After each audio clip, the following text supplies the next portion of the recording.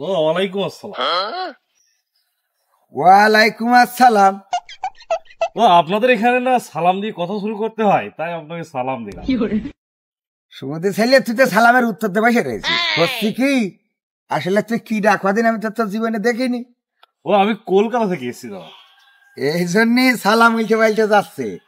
কলকাতার থেকে কি মনে করি? হ্যাঁ গো বাবু, ভাই আপনাদের দেশে নাকি কাটিয়ে দিচ্ছে, তাই সেটা দেখতে আসলাম যে আসলে কতটুকু সত্য, বুঝেছেন?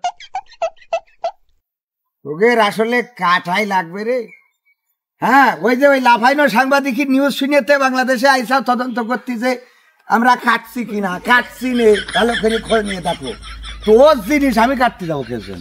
তুই কাটলি কাট, না কাটলি থাক। তাই এ নিয়ে আবার কাটাকাটির কি আছে? আপনার বাঙালিরা আসলে ভালো, বুঝেছেন? আমাদের সাংবাদিকটা একটু বেশি বেশি করে। বেশি বেশি মানে তোকে সাংবাদিকদের গুলো কাটা লাগবে, যাই বলিস তাই বলিস।